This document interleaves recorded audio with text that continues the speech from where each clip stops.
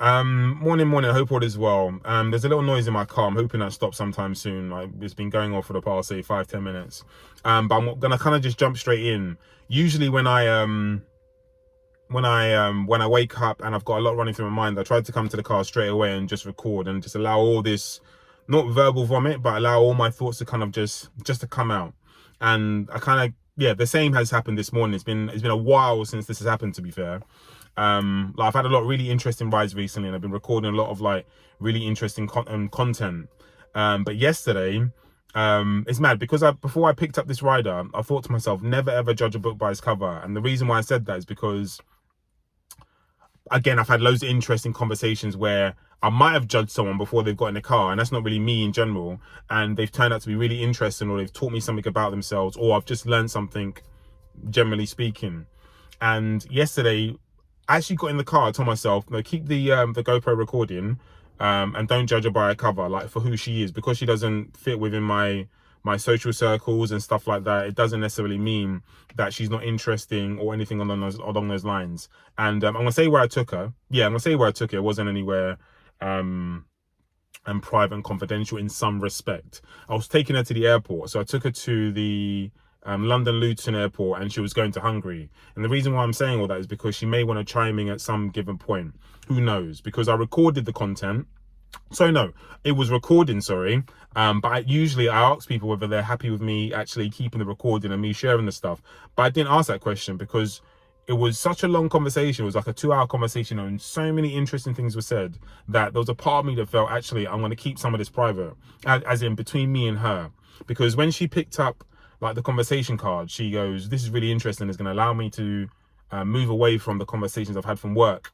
And it was just such a phenomenal conversation. I mean, we spoke about women and almost their, I don't know if I'm using the right words, but their protections and the things that they go through when they go on a night out, which to some people this would be the norm, if I'm honest. Some women, sorry, this would be the norm. And that wasn't actually the beginning of the conversation. I'll get back to that in just a moment. But she was talking about how she was drawing comparisons. She said she had a conversation with a guy friend where they just kind of like just compared their evenings, how they go about their evening, or go about going out for, well, you get my point anyway. So she goes, forget all the dressing up. She goes, like, her guy friend just generally just gets dressed, etc., and then goes where he's going, like taking into consideration like organizing where you're meeting and all that type of stuff and where you're going with friends. She would do the same sort of thing. But the thing is that she has to think about is washing her drinks, how she's going somewhere, how she's coming home, having her guard up, like generally when people are talking to her. And I didn't talk on some of these things, but I thought to myself, that must be quite exhausting. But like, even away from there, I kind of like gave her a couple of experiences where I picked up people and they've told me about their experiences in general. And I said, this is where it like it heightened my knowledge about it, because I said I would have been a little bit none the wiser, probably prior. I don't want to say pre-pandemic. Yeah, pre-pandemic, I might have been a little bit none the wiser. Obviously aware of some of the dangers, but not aware of how much lengths obviously women go to. So I told her I picked up a woman before, and we're just having real general conversation. It wasn't even a long journey, but we went, just say 5-10 minutes down the road, and she said she had recently moved into the area, and it was kind of in a cul-de-sac. I don't know if that makes a difference, but maybe it might paint a picture. And she asked me if I can wait for her to get into her door, and I never said nothing to her, but I always remember leaving the area thinking, like, not that it was a strange request, but I thought to myself, like, I can't believe there's such a need for me to actually wait for her to get in her door. And it was late, to be fair. It was probably at 11-12. But I was really, it really caught me off guard in some respect, you know what I mean? And it made me think about those things going forward. And then I went on to have another conversation with a girl. And this was after the Sarah Everard case. I'm not too sure what year it was. I think it was, I'm not too sure what year. I forget what it was. It was 2020 or 21. And I picked up a woman literally not long after it. I think I'd just gone to Barcelona. I was in Barcelona when it happened, and then I came back, and I picked up a woman, and she was having a conversation with her mum, let's say, I'm not too sure. And she was telling her, oh, I'm just gonna send you my location in the WhatsApp group. And when she got off the phone, I felt a real need to actually have a conversation with her. And we spoke about those things that women go through. And I said I was a little bit naive to some of those processes beforehand. But since a lot of the the ongoing conversations in that period of time, and still now, because it's still an issue, like it's really made me think about life outside of my box, you know what I'm saying? And it's mad because I did a voice note about it, in that as a black man myself, or man of color, like there are certain protections and things that I generally have on my day-to-day. Do you know what I mean? Probably even in the car as well. There might be certain things I might not say.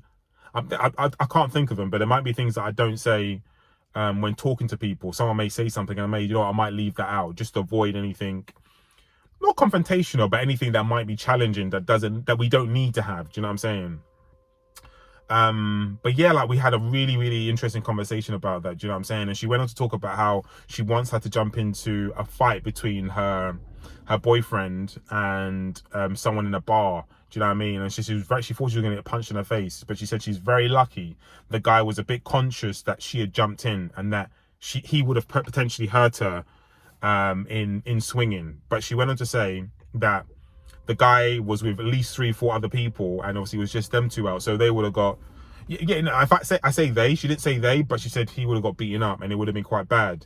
But we were talking about that because she was talking about her friend who was almost I don't even know the word I want to use, taken, or like basically almost like an attempted rape. And she said like she's lucky some people saw from a distance that something untoward was going on, and they intervened, which was really cool, to be fair, because not everybody is actually going to intervene. I think we're living in a day and a time where people kind of want to mind their business.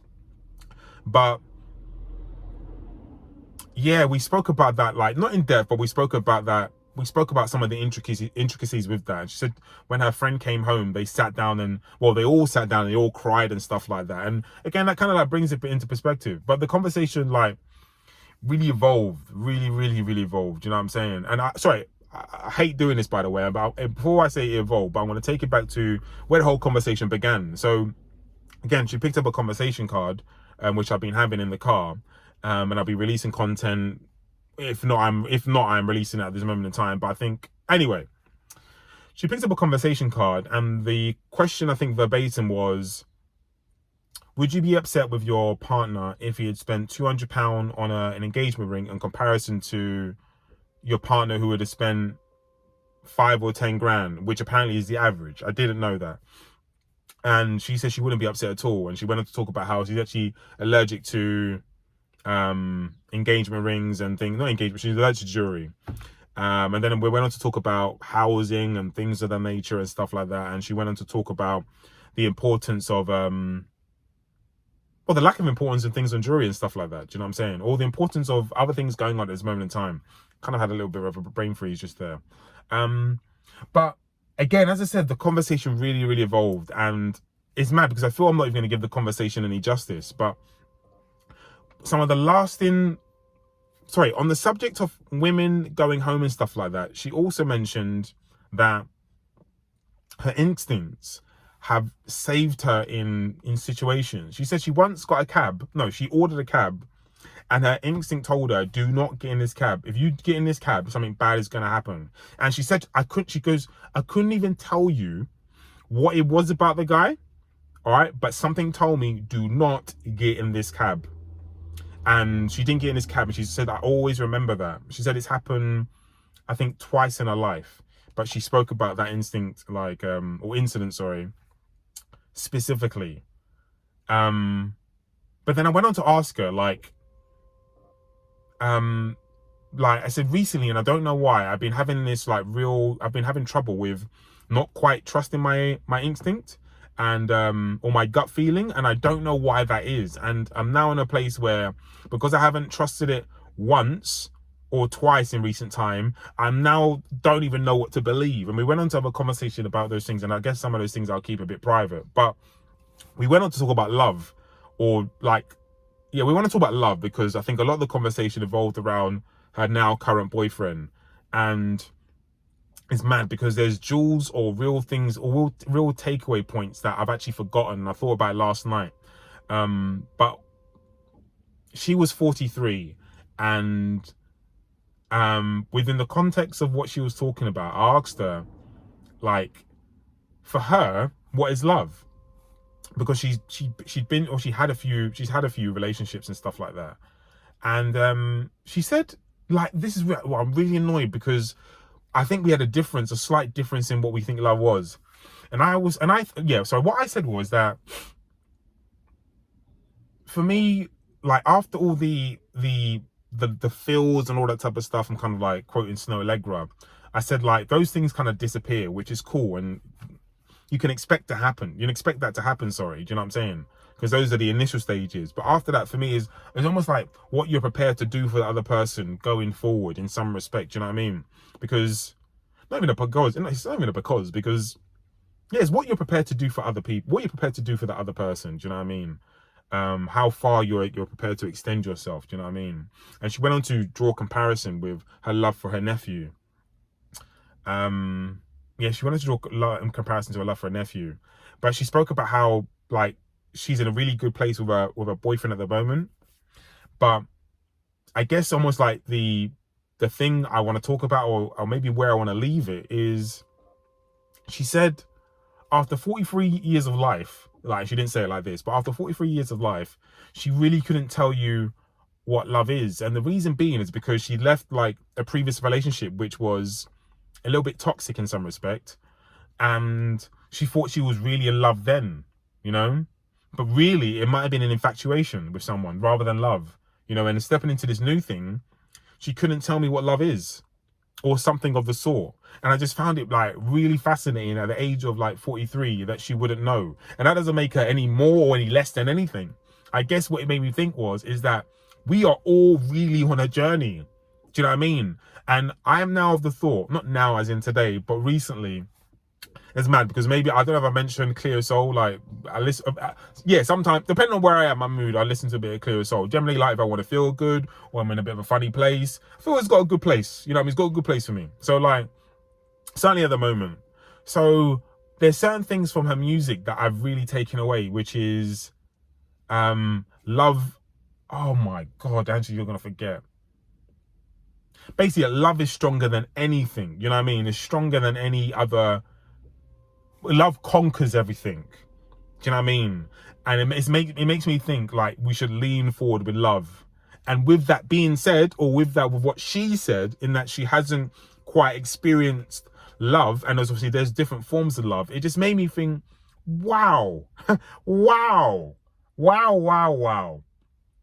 In that, I would say I've experienced love, but then but it makes me think there's different forms of love, and different relationships will bring different things out of you, or you will learn different things about love.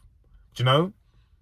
But it made me just sit and think, Jesus Christ, like, someone who was really, yeah, she was really smart, really intellectual. I don't even know it was an intellectual thing. I think she knew a lot about herself based on her experiences. And yeah, I was just like, I was quiet for a period of time, actually, and I was telling her that I was reflecting on what she was saying.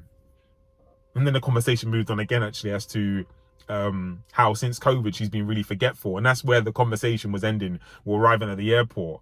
But just on the subject of love, it's like, not that will we ever know love? It's almost like love is a never-ending story about what you're going to learn about what yourself and about what love is, you know. And you can read as many books as you want.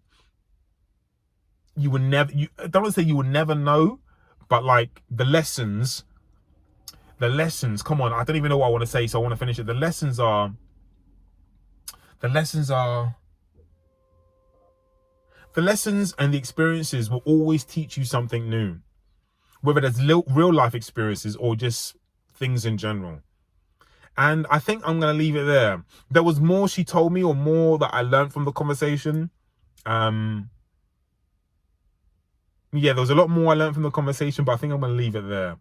It was almost, yeah, I'm going to leave it there. It's weird because, like, there's something in here, I don't know what it is, do you know what I mean? She was telling me lean forward. She didn't tell me lean forward, but she was trying to tell me, do you know what I mean? Like, trust, like, if something's not wrong here, in fact, it didn't even bring any clarity, do you know what I mean? I guess it was just, she had good energy, but I'm going to leave it there anyway. So, much appreciated. I hope I covered everything, actually, because there was a lot on my mind anyway. But take care, and I hope you have a good day.